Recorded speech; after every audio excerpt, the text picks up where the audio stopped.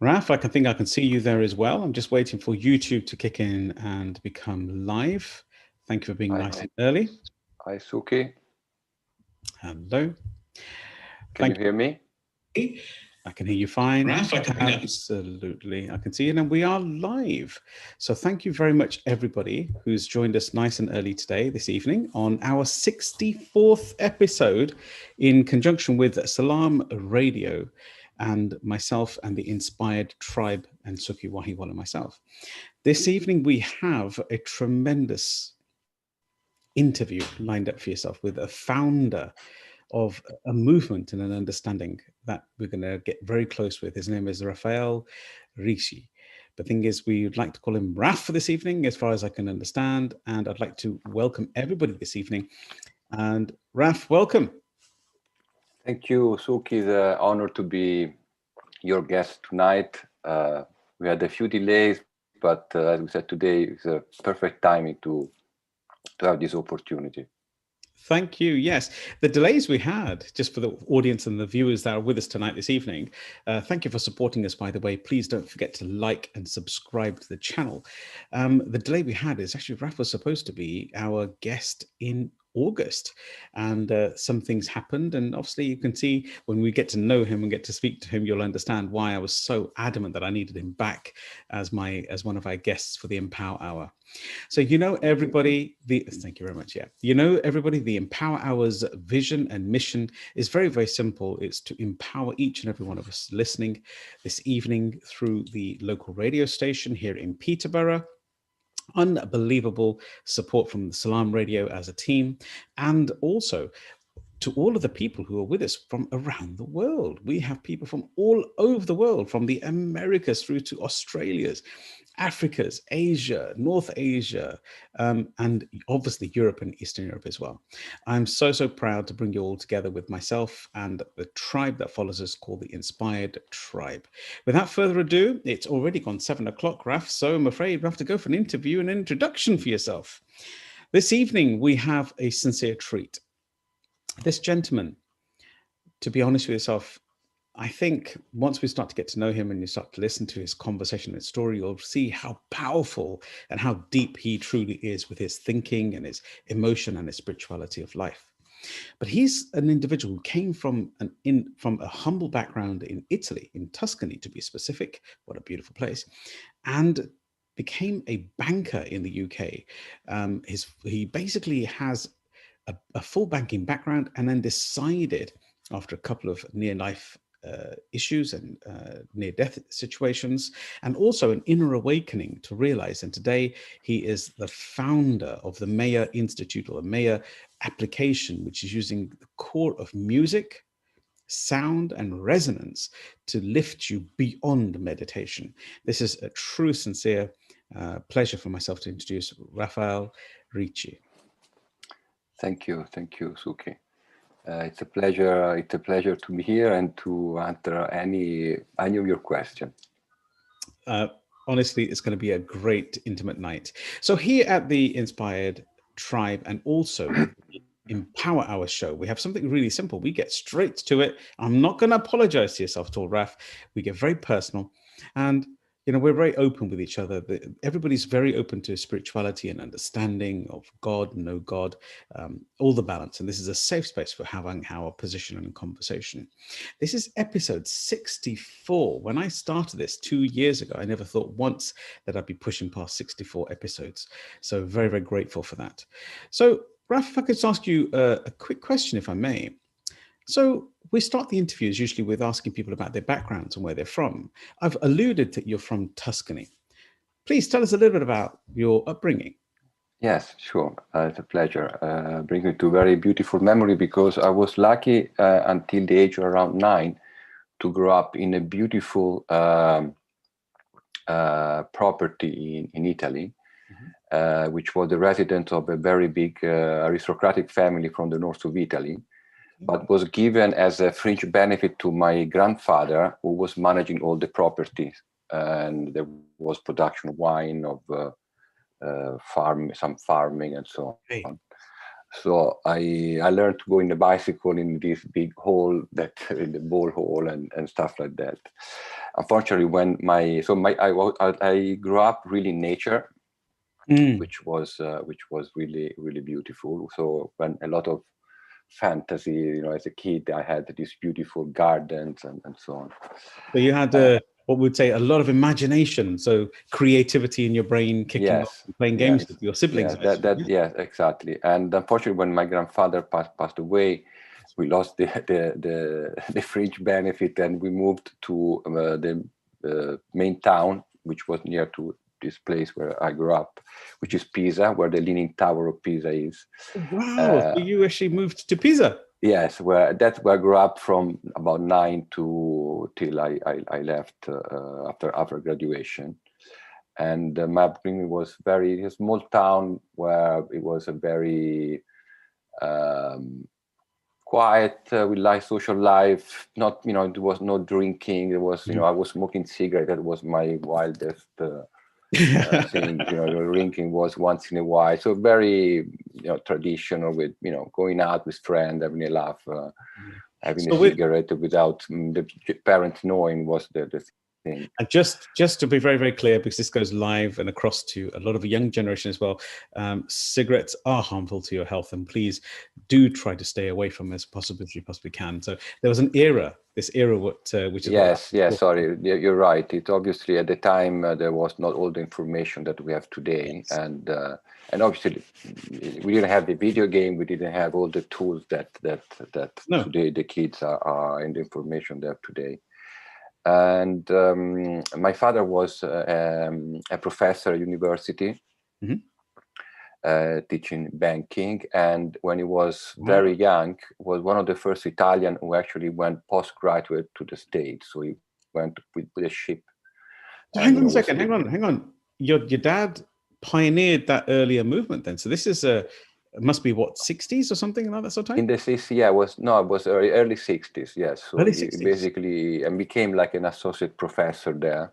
How amazing. And it was one of the first scholarships, international scholarship that appeared at the time. Wow. I just want to clarify something for all the listeners tonight. I mean, from all the place, this is very significant, because being a pioneer today is quite easy. You just got to look for a new niche, and you got to go forward, and you've got so many applications and so many ways of delivering. And we'll talk about the Meya application a bit later as well. But an era of the 60s, we're talking about early 60s, to get to America from Europe, you're talking about 20 to 30 days by water.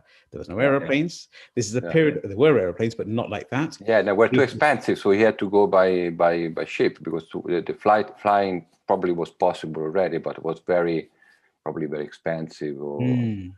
Very entrepreneurial in thinking. That's such a beautiful inspiration to have. Sorry, please do continue. And so he was sending me to England in the summer, since I was quite young, to learn English, although I kept my Italian accent over the years. And very proudly so. Yes, no need to change your accent. That's you, and that's your identity. And I took up economic and banking, not really knowing what I would have done, to be honest. And I really enjoyed the studying. And I had this ability to consider to go abroad, because my father did it, because I spoke English. So obviously, for at age was quite a cool thing to do. And after university in Italy at the time, there was every young man in Italy had to do a 1 year military service. It was compulsory. Okay, so just sorry to disturb you there, but I'm just going to clarify that for the generations that don't understand that. There was a compulsory period of army inauguration, in essence. You had to go join the army. Yeah, and I think it was common to many nations, and then obviously over the years it became a professional profession, basically. Okay. And in Italy was something that, because so many people were doing it, was not an experience where you would learn anything. It was more, sometimes would be like an office job. And I discovered that there was a law that allowed people that was with a job abroad, a contract abroad, to postpone it over the years, the military service. And when you reach 27, you could be excluded. Wow. So hang on a second. You crafty man there. Very clever. So Well, I apply the rules. I apply the rules. Yeah, you're looking for solutions already. No wonder you went into banking, huh? You knew Yes, all the frameworks already. Yes. So the alternative was to do something that I was forced to do without any real experience or stay a few years abroad. And that led me to arrive in eventually in London in 1992. And that was when banking, modern banking, let's say, really was starting, just started over like maybe a couple of years before, but was just when it was accelerating. That was post the stock market crash in 87, 88, wasn't it as well? Yes, yes. It was trying to pick itself up. Yes, there was, after the Kuwait war, there was a pickup, and there was a lot of deregulation, and financial market were developing. So I ride that wave until a few years ago, and moving in different banks, and having a very interesting career that now I can analyze from a slightly different perspective, because I can also see how is a career where there is a fundamental input, which is the one to maximize your profit. Now, to summarize, obviously within the certain rules that are there, but that's the objective. And that obviously is a vibration that everyone gives and receives all the time. Yeah. And I can see how it really can bring people to have views where even if you are making a lot of money, more than most other people, you still feel stressed. Wow, that's and I know that it's like, I'm not defending the banker category because I was one. I'm just saying that sometimes from outside you say, how can you complain if you have that? Yes. And then when you have that, people say to other people that have more, say, how you complain? And it's really like a frame of mind. Yeah. So just to clarify for the listeners, the audience today, that what you've just shared there is that it's really very, very powerful that most people judge people's worth and value of their life and their happiness based upon their income.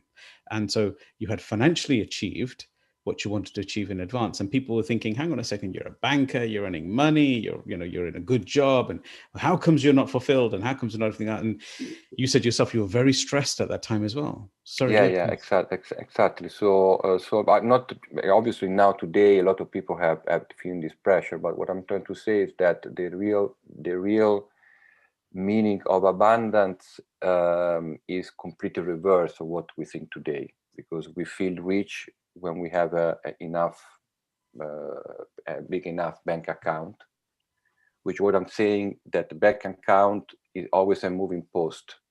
It feels enough from one perspective. When you get a perspective, it can be always a moving post. So you're saying basically when you've achieved that goal, you automatically try to if you make that an objective, then automatically in your mind, then you cannot be satisfied with that. So the reversing of that is when instead you acquire an inner sense of abundance, which is a vibration that overcome that wrong perception. And money is usually associated to three properties, let's say. Making us feeling secure, empowered, and free.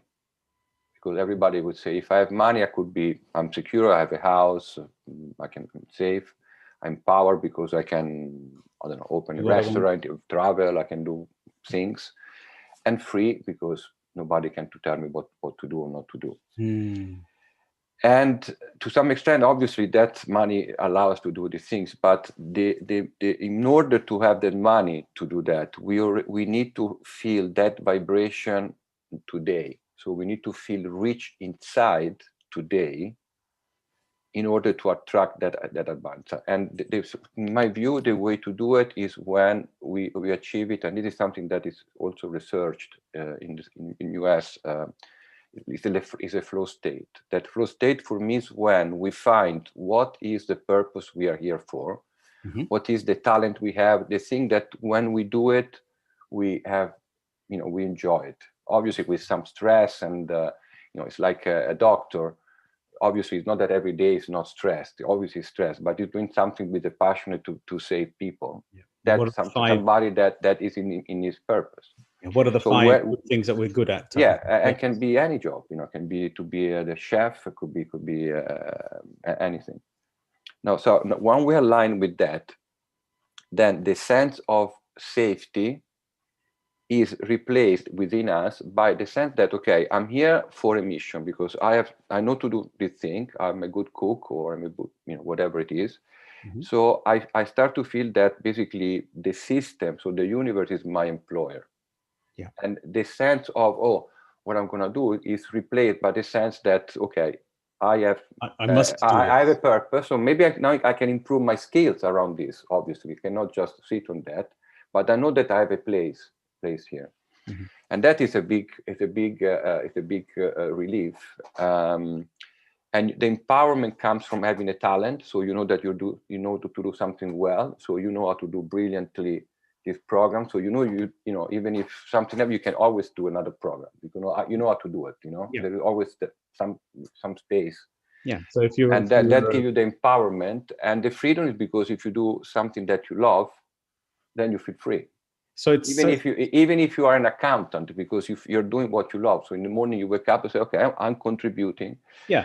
So what we're trying to say, just to clarify for everybody who's following, that there are rules to abundance, and you have to feel the abundance from within yourself before you can even achieve it outside of yourself and be fulfilled. Like contentment is what we're looking for. And you're also saying, if everybody can understand that, you can be very content at whatever you're doing, from sweeping the floor, from no job is higher or lower. Yeah. If you want to do it, if you have, because you have to vibrate something that you accept as it is you're living abundant, and in that moment you start attracting more abundance. If you think of what you don't have. Anyway, this is that experience that I had from banking, and I had a career that unfortunately ended with something that. Before we go to that stage, I just want to touch base on something. So, you had a career, you had a banking system. Today, you are a master of self emotions and understanding with the Kundalini, and understanding of music and resonance, and beautiful conversation we had earlier on.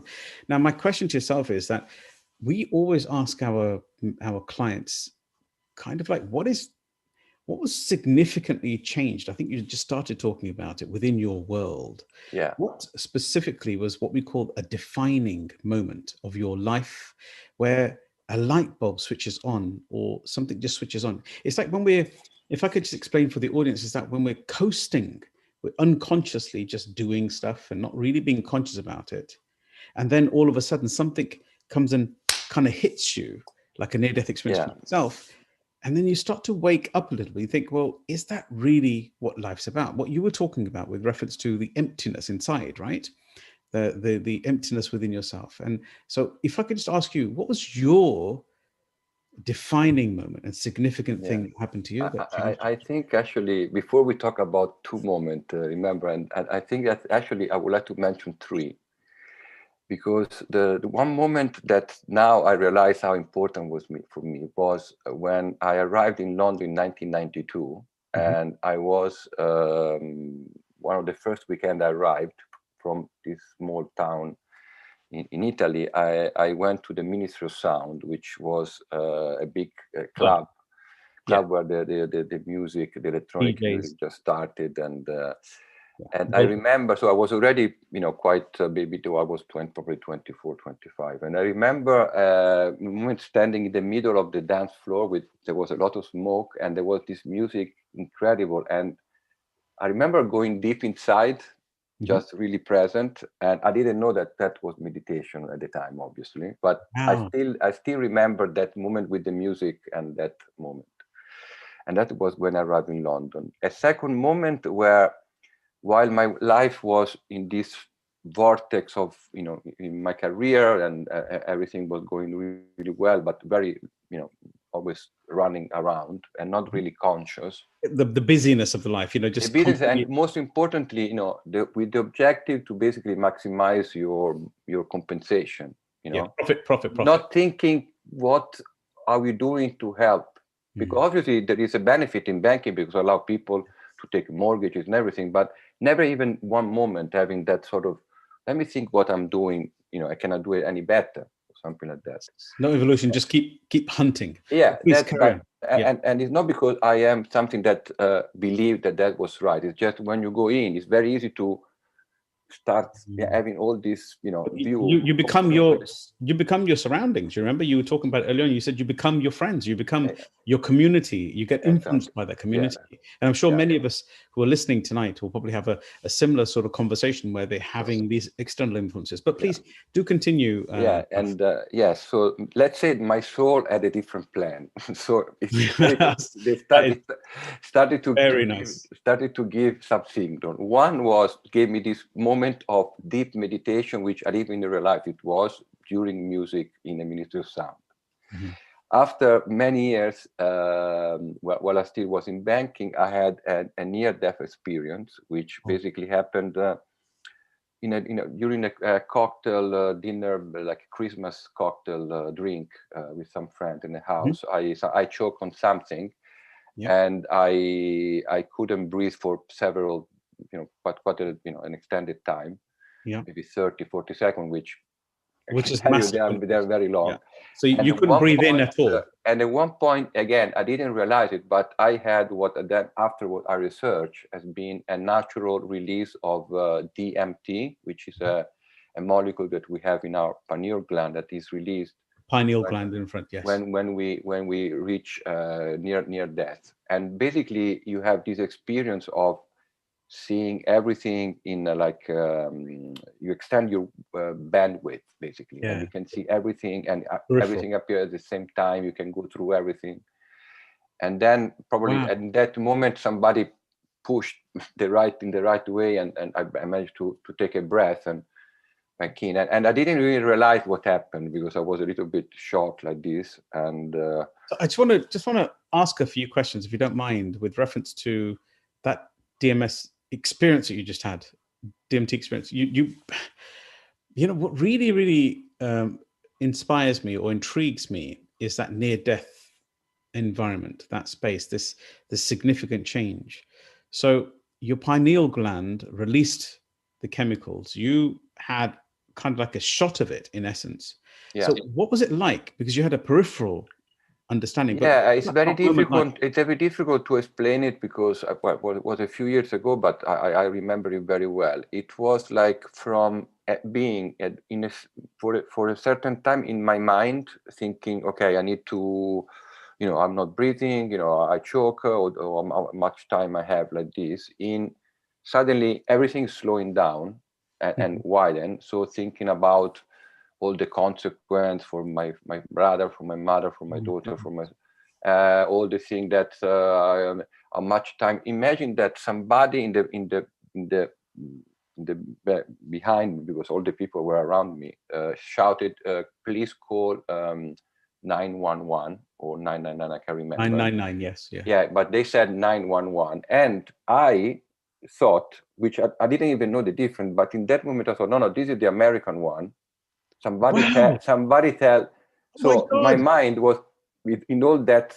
You knew that was that was out, even though you're in this moment of near death. I just knew it. I didn't even know, and I didn't even know it consciously. I just subconsciously knew it because you see on TV. There's a that information. So basically, my awareness expanded, and I reached information that was in my subconscious. For example, this is brilliant. There's a movie that you already know, I'm sure, it's called Limitless. And in that moment, he takes this medication or this to release all of his 100% of his quantum. Wow, so it was quite, and I'll when we get to later on, I'll explain how this increased awareness is something that everyone can really experiment in life. It'll be very important for us to cover. Anyway, that was something that again happened, but at the time I didn't really put enough thought about, why did it happen? I was unlucky, but nothing happened for without a reason. Without And I agree. And what happened is that at the end of my career, actually, where I was doing really well, my career was taken away from me for this episode that happened that caused a lot of legal battle and so on. But in the meantime, I lost my my career. But likely, again, that was all planned by my soul to create a reaction in me. And initially, I went to some therapy and also took something mild to calm the stress. But I without me, I knew that I could have gone a little bit deeper. And I'm lucky to have a 75-year-old auntie that she's a Kriya yoga teacher. Wow, as you do. You're so lucky. Yeah, so she follow Yogananda, and she part of this center in the center of Italy, in Umbria, very beautiful, where they do courses. And I got introduced into meditation, and in particular Kriya yoga and Kundalini. And I felt really the energetic benefit also of meditation, of state that you can achieve with meditation. And that what for me was the moment where I thought, okay, I think I need to go inside to find the answer for that side. Why did it happen to me? Why I was doing my career, everything was fine. Okay, I was stressed, and now I found myself, in this situation. And there was a trigger. There was a trigger that was in that moment of really being low to be able to jump back. So can I just share? I'm just trying to clarify this for myself, that life is high. You've had a low in your career. You had a taste of this with your pineal gland releasing the chemicals in that moment when you were nearly dead, when you were passing, and you thought, hang on a second, this doesn't feel right, or I feel very calm now. You then went through a low with your career, and you had medication and information and stuff like that. But then an aunt introduced you to Kundalini and Yogananda in Italy, etc. And that's when you started to realize that there was an inward journey as well of life. Yes, is that? Yeah. It came to me as I would say it didn't take me. I mean, I had to. There was a feeling that I had found something that I really had to follow.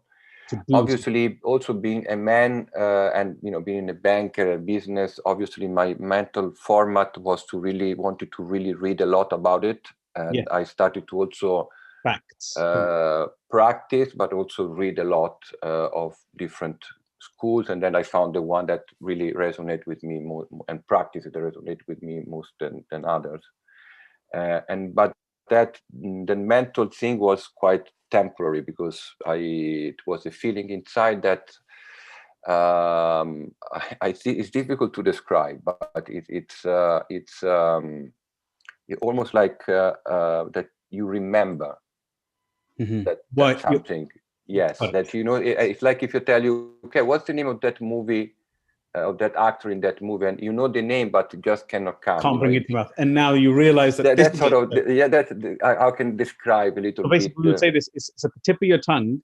You couldn't remember it, but then all of a sudden you realize why you're here on this earth. Yeah, and it's like a realization where the mind has to be quiet in order to arrive, in my view. Because if you start to have the mind interfering, at one point you have to go beyond the mind, because you're connecting to something that is beyond the mind. And from there, obviously, the journey just starts. It's not that you arrive, just starts.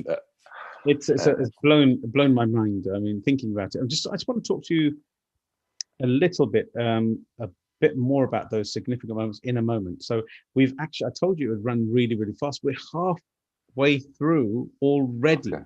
We've already just touched this, didn't we? Okay. So if anyone's just joined us, this is episode 64 of the Empower Hour show with Raff Ricci. He is the founder of the Meya application which uses sound and takes you beyond meditation. So thank you very much for joining us, and please do reverse back and rewind back and have a think and have a look at the diamonds, the pearls. This man is just like throwing them out of his head like nothing, as though they're not meaningless, but they are so strong and so quick. He's a really fast, rapid person who sends so much information out so quickly. And I'm trying my hardest to try and make sure it's understood very easily. I really, really love it. Please rewind back and please enjoy the pearls of wisdom and the understanding of realization when he realized he had to look inwards in his near-death experience as well. Raff, we're back to ourselves. Welcome back, everybody. And if I could just, if you don't mind, I'd like to just pull this together a little bit, because what you've just shared is the pearls of wisdom are just amazing. You know, we can be in a position where sometimes we drift through life. We don't realize the consciousness of our life and the fact that we believe that we have a limit to ourselves. And you're saying that you can dive inwards and create this unlimitedness. Now, I have a question for yourself, because I can't have you on my show, the Empower Hour show, and then not have you share some real tips for people. So if somebody who's listening today is having a challenge in life where they're asking themselves a deep question that they don't know why they're existing and what their purpose is and how they can really pull their life back together, I know they can download the application, the Meya application on Android as well as iOS, Apple, but we'll cover that just in a minute. But do you have any tips, any steps that they can go through to really engage themselves and re-switch themselves back on? Please, if you can. Yes. Well, just very quickly, in the app, we have a 21-step course, which is a series of meditation, of music mind journeys, how we call them, to go through the different practices. And we define 4 practices, very practical practices. I'm gonna briefly describe them all, and maybe I'll go a little bit deeper on one. The first one is a technique to increase self-awareness, to increase present, because the first step for any self-development or awakening, spiritual awakening journey start with being more present. Otherwise, if we are in the mind, in the past, or in the future, we cannot, we are going in the wrong direction. So first of all, we need to go in the right direction, which is being more present. Mm-hmm. There are a lot of techniques, mindfulness, meditation. I think that a lot of people struggle with meditation because the mind, especially today, is bombarded with information. So we try to help do meditation with music, but there is a technique that is inspired by an ancient master of last century, George Gurdjieff. And is called self-remembering. Mm-hmm. And is a practice that is based on focusing your attention or your effort to stay present in specific moment, concentrating in specific moment of the day, and not focus on any other effort, just on those moments, because this creates a trigger in your mind that you have to deliver something in those specific moments. So can you just help understand our audience, just our listeners today? You can pick any significant moment. No, you have to. We give like 2 exercises per week. I'll give you just one example. Please do. Yeah. You put in your mind the intention to be present every time you go through a door during your day. Okay. Got to open the door. Every week, that's your exercise. That's it for only a week. What happens is that you start the Monday morning. You start, and let's say you forget the door, or you remember the door. So if you remember the door, you are present. Take a breath. You are noticing how you were not present, and you give an intake of energy because you are in the present moment. Uh-huh. If you forget, and after 5 minutes you say, I forgot, I'm going to remember next time, also in that moment you are present. I love So it. it works both if you forget and then remember after, or if you remember. So you can pick something like your car, your Yeah, coat. you can. We suggest some, but this is a little like a practice. You just train with your mind, and you just put, it's like a game, like a little challenge. You can do it, but helps to be more present and notice the moment that we are distracted, and you say, oh, because what happens is if you get frustrated and you say, oh, I've done 4 or 5 doors and I've done it. The next one I'm going to do it. So that frustration is like a snowball effect. Got it. So And being present in that moment, playing a game with yourself, and it could be sitting in a chair, it could be jumping in your car. yeah, on the tube. and present is a muscle that we can train. This is just a small example. There are other and more complicated, and it's an alternative to mindfulness, and especially done with this discipline is really like a leverage effect. That is, I think, very powerful. The second that I would recommend is really understanding something that a lot of people struggle to accept sometimes, which is taking responsibility. And obviously we can take responsibility for many things that we know we are responsible for, but it's very difficult to take responsibility for the thing that we think that sometimes we blame the partner, the person at work, the society, the politicians, and so on. I love it. But by taking responsibility, and if there is a resistance, that's completely normal, because our ego mind prefers to blame the outside. So it's fine. So there is a reason. Just put it as I suggest to put it as an assumption to look at reality. And by doing that, and when something happened that we dislike, that bothers us, if we say, I take responsibility, if I know I attracted this, even if I don't know why, I'm ready to see the reason why and take a different action. So we repeat some affirmation like this. What we're doing, we hacking the mind to subconsciously moving the attention from who to blame to what you can do, being yourself responsible. In other words, in the subconscious mind, taking responsibility equals imprinting a program to be in charge. When we are in charge, we are able to make a change. This is beautiful. If I can just over cover that as well. This is sure so deep. Thank you very much for this point here. You're saying basically is that in that moment of practicing presence, just to be used to being present, which is the most important thing, because most people don't even realize, step one, that there is such a thing as being present, right? So that's the first stage. The second stage, and you're doing this all in the application anyway, but the second stage is to take the responsibility of whatever activity, whatever action is happening. So we say to me or for me. So if we're in a life is happening to me situation, that means I blame everybody else. It's happening to me. But if I'm saying life is happening for me, that means, okay, let's look at this, change in the direction that you said, to snap out of things that even if your business has gone bankrupt, even if your life is falling apart, you don't have a relationship anymore, anything. Say, okay, so what was it that I was supposed to learn from this? This is powerful. This is lovely. Yes, because what happened, it's a little bit like, imagine if you buy a new car and you buy a pink car because you want an original color. You go out and you're going to notice 3 more pink cars. Absolutely, yes. Because your subconscious mind is going to that attention. So if you hack, it's really hacking the mind to focus on what you can do to change the situation. Solution instead of the problem. The direction of the mind is in the right direction. Now, the technique, the next step of the technique is, how do I increase my awareness, like making energy going up? Obviously, I'm not. It's not like happen like the near-death experience where we have this huge vision like that. But you can work on you can work on energy practice, on presence, and the next technique is called self-observation. So we become an observer of our own life, and we don't need to judge anything. So we don't need to change anything. We just try to put an external observation out.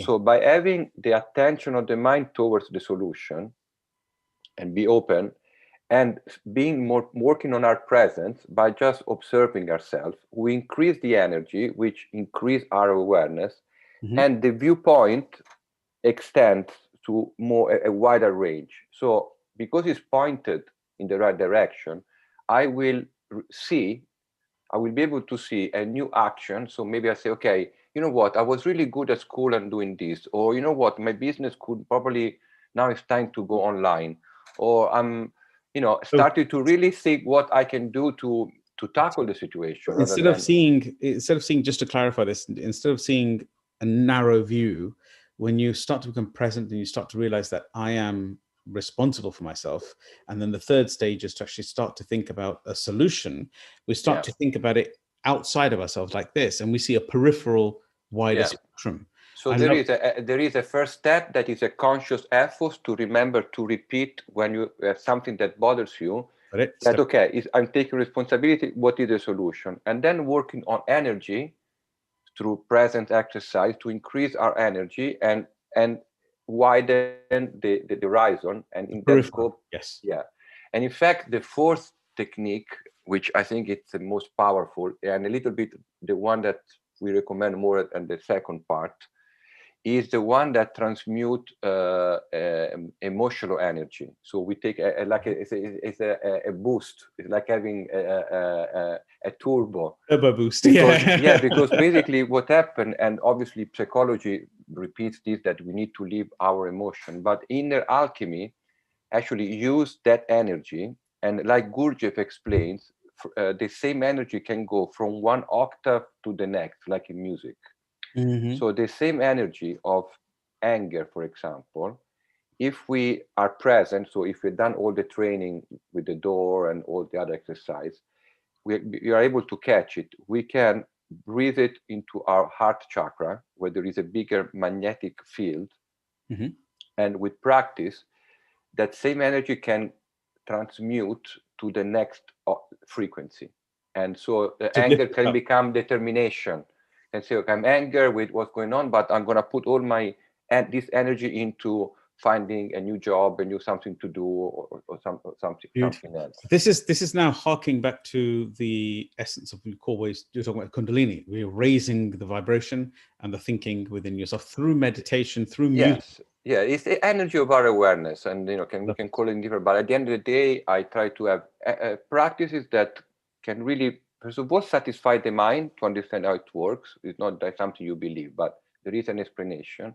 And then actually they really work. They call it the transmutation of lead into gold, the old alchemists. The old alchemy, yes, the alchemist. Lead into gold, that was the transformation of all low vibrating emotional energy into a high vibrating emotional energy. And so it's just to ask you something. Then these 4 steps are within the Meya application. That's MEYA. Yes, maybe if I can briefly say what people can find in the app. Basically, there is a section that is dedicated to only music, and we have music recorded in 432 hertz and other healing frequencies, and we use binaural beats. And we have music to help sleep, meditate, sound healing, focus, and even dance meditation with some gentle guidance. Then there is a section that is called Mind, where we have guided meditations, breath work, NLP, and guided affirmations, NLP and some mental tip to master the mind, or so all the techniques to practice the mind, from meditation to affirmation to hypnosis and so on. So NLP, just for everybody else who's listening and maybe don't know what that is, that's neuro-linguistical programming. Yes. So there is a guidance that use some technique that improve yourself to tackle the mind, or to master it, to calm it. Yeah, hypnotherapy. And then there is a life section called Life, where there is a course about awakening and other meditation that can give you the perspective on how to look at life when we make that awakening shift. And the way my dream is that these are songs that you can listen while doing a meditation, or can be listened like a song, because the messages will still go in the subconscious mind, even if you put it while you're driving a car. Obviously, you cannot close your eyes while you're driving a car. Yes. And there is a selection of different music genre that can be combined with every meditation. So you connected something with, you mentioned a moment ago there, Raff, binary. vibration, resonance, 32,000. 432, yes. Yes, 432. There's a 528 and an 888 Yeah. and so forth as well. Yeah. So these are all principles that is ancient information, ancient resonance.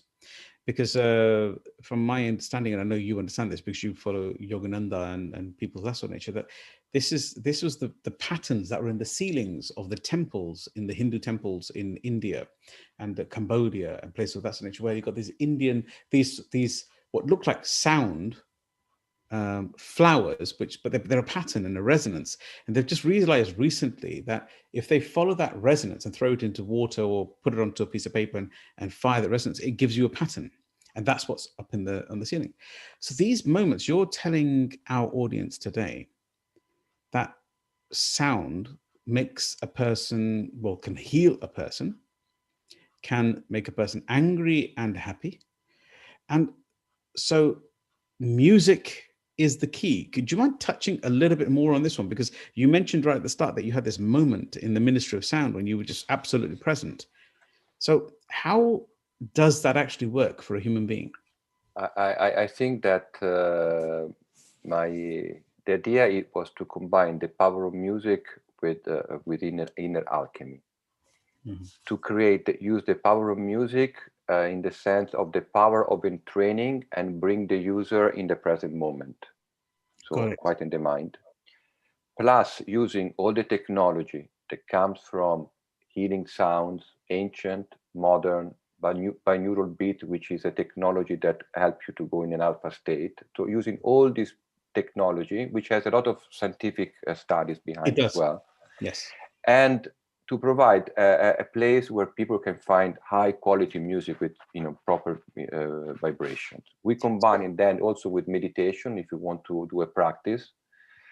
And I hope it becomes a music tools where working on yourself become an immersing and enjoyable experience. Yes. But so you've just created this environment where you've got original music that's been created in a very responsible way. So it's not a trial and error just because it sounds good. It's been designed to do a certain frequency. This is just beautiful. I have to personally thank you for that, because that's such a beautiful and important part of life that's not been really looked after. So if I was to use your application, okay, so how do I get it? Yeah, so anyone can go on Apple Store or Android Store, Google Store. Meya, Meya, music and meditation is called. You can easily download it. You can sign up for free, and there is a selection of some of the sample of all our meditation and music accessible to anyone. And if there is a subscription model to access the premium, either by paying monthly or yearly. And very soon we're going to do also some promotion for some of our users to invite friends and discounted rate. So we're going to try really to create a community, and also gradually we're going to adding content on a monthly basis, and we really want to get every artist that is in this crossway between this awakening journey wants to contribute with music. That's where we are. This is beautiful. And so if we've downloaded this application, I'm not telling you just for the sake of it, but everybody please, binary, resonance, frequency, this stuff really works. It just is absolutely, it's the same as hymn and prayer. The words that are spoken, but also the hypnotherapy that's delivered, the language, the tone that's delivered, the resonance, the speed. This is the beautiful stuff. This is a core part of my belief, and it's what we share within the Synagogue method as well. So I'm really, really proud to have you on the show for that reason. Thank you. Thank you very much. I'm going to ask you a couple of questions, if I may. First of all, this has been a tremendous interview, and I hope everybody's thoroughly enjoyed it as well. We've come to a time in the interview specifically where I ask my guests, and specifically yourself, Raff, that Raff, you have helped thousands on the planet. You've been through the journey yourself. I call this the healed individual, a person who's cut themselves, and not just not just realized they've cut themselves, not made the same mistake. You've also taken that responsibility to ensure that you've delivered this change on the planet that you owe the world. You're here for that reason. And I hope this gift is ignited within everybody who's listening and watching tonight on the Empower Hour show. I want to ask you a simple question. This is what we call the legacy moment. If I said Raff Ricci was to leave something here on this planet, and if I start, I always ask this question as in a sentence, and I'd like you to finish it if I may. Here is an epitaph moment. It's a legacy that you're leaving. And it'll say very clearly, and I don't wish this upon anybody, but of course, our time is due when it's due.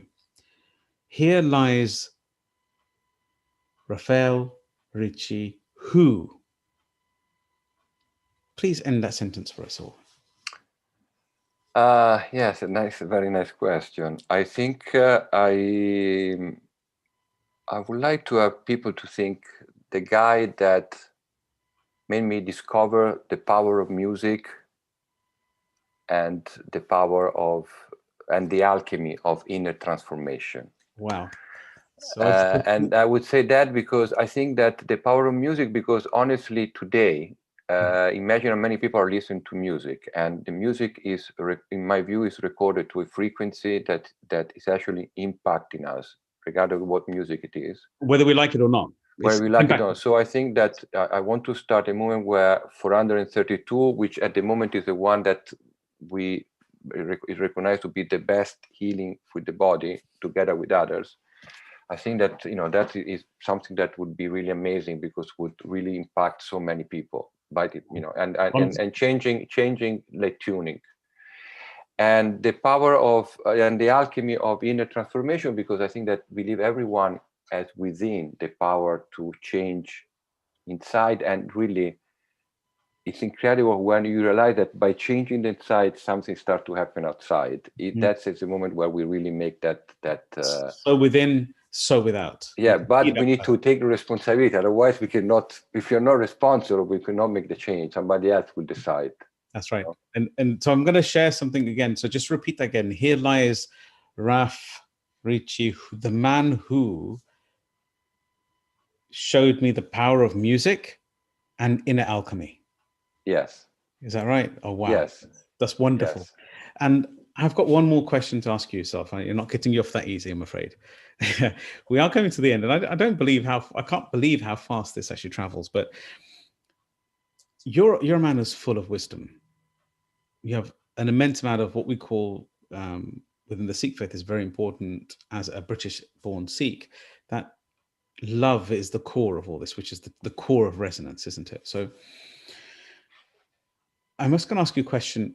When you find yourself out of love, out of alignment with oneself, how does Raff actually bring himself back? What wisdom quotes, what language do you use to bring yourself back into that moment? Of course, your 4 steps are a part of this. Your step of being present, your step of taking the responsibility that you shared, becoming an individual who can rise their own resonance frequency within themselves. Yeah. And I get that.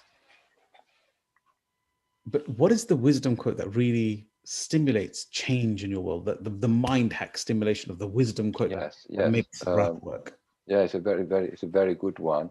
I would like to, before I say the quote, I would like to say one thing that just going the awakening journey doesn't mean that we don't get stress, or there are that we don't have the same issue that everybody else has. It means that we face them with a different perspective. That is brilliant. That is the we're all human, because we are not that resolve everything. We still need to do the work, but we start to look at things in a perspective, and with the touch, and everything becomes much easier. That perspective from being in the problem, like you were saying earlier on, to let's stand and look this way. Yeah. And hopefully now I can find a solution. And this has been wonderful, but please continue. Yes, and to have a quote, I would like to put a quote of a very good friend of mine, and a very famous NLP specialist and hypnotherapist, Paul McKenna.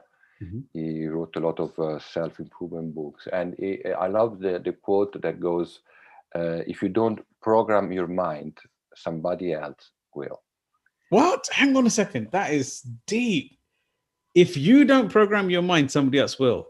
Yes, Please we explain. we are we are 95% subconscious. So if we don't start to look at what subconsciously we are, Mhm. we somebody else is playing with that. So it's something that I love, that quote, and I think that Beautiful. everybody will have something to think. So this is wonderful. This like leads into another gentleman. Obviously, we know Paul McKenna, but also a gentleman called Noam Chomsky, who wrote "Who Rules the World" and "Manufactured Consent." And these are exactly the same principles, where whatever's shown to you, you have to either agree or disagree with it. So it's programming you in essence. Yeah, And what you've just shared there is just so deep that if you're not programming your own brain, yeah, somebody else is. And if you are programming your brain, what are you programming it with? yeah. This is And the power that's of why it's Meya. important to not to practice, but even to understand how our brain works. Yes. Just read the book, okay? How the brain works, like this, and just get the basic, because it's your instrument. It's an instrument that can take over you if you don't take control of it. So, Absolutely. you know, Sometimes you feel it's as good simple about as something. that, and it's not that difficult if with some, if we know how to do it. Hmm. Please carry So on. I mean, this is just wonderful. I'm loving this just as much no, as you're no. What I'm creating. saying, I like to share. I feel compelled to share, because sharing, imagine it. Sharing is part of our DNA, and I'll demonstrate how. Hmm. Imagine, um, a thousand years ago, when the man was in the cave, and the feeling of fear was not experimented yet. It was the first time that a man felt fear. There must be one first time, okay? So that fear was maybe the fear that was developed because you go out and you learn from something, and through generation, that fear that is in us is the one that allows the next generation to maybe overcome, because be more careful and don't die in with that. They realize that by doing this they die, and they realize. A So survival mechanism. so and is basically is something that we share from one generation to the other in a Yes. constructive way. So I think that it's important to keep that into consideration. Consideration of what we're actually sharing with our next generation, what you're actually amplifying within yourself, and Yeah. what knowledge you're passing on and saying, and how you're influencing their world as well. Yeah. So I think that it's important to You're programming them. and anything that we think that is improving ourselves. When you share it, doesn't have to, you have to impose it. I mean, sharing means that as a species we are evolving. Mhm. There is, I don't know if, I mean, I don't have time, but there is this beautiful movement that is behind the technology called blockchain. Yes. And I was very lucky to meet some very incredible people that big vision about how that could change actually our society and our economic society. Maybe not now, but the technology is actually there to really make a change. It probably would be forced to make how the economy works and so on. And they apply this methodology of blockchain, which is really making as many connections so that everybody's in control, basically. Yes. And Also everyone's a way of checking, living. self-checking, So and everything else as I well. went to some of this conference, and I was definitely the oldest, one of the oldest people there, because there were like 20 to 30. Wisest people there. Yes, and was like an old banker in all this blockchain. And what was, and I went in a very interesting meeting of some interesting company, and the attitude of all of them was, how can I help you? Tell me what I can do for you. Mhm. Because let's say, and then when I was in banking, in the same conference, I was shaking hands with somebody and think, what can I get out of him? Yes. Okay. So we had one relationship, and same there. And for people you have, I don't know, 16 or whatever it is, number 12. If everybody says, what can I do to help you? What do? You sell this product. Okay, I can give you this friend of mine who does it, my colleague on the other floor, and I can Right. give you this tip or two. You create a different flow. But if everybody does the same, the connectivity and the opportunities that can create are multiplied. The inertia. That's right. The multiplication, the inertia. I love this. Yeah. So So it's I I can think now understand. I can now understand what you're doing with your Meya application. I'm so sad that I have to stop of course. meeting Sorry, now, and I sorry if want to I. thank you. No, we are. I'm absolutely blessed to have you on here. It's been a brilliant interview as well, Raff. I'd like to thank you on behalf of Salam Radio here in Peterborough, and the Inspired Thank you. Tribe, and myself, Sukhi Wahiwala, for being a guest number 64 on our Empower Hour show live on YouTube. Thank you very much on behalf of everybody, Raff, for being here. Thank you, Sukhi. It was a pleasure to be in your guest.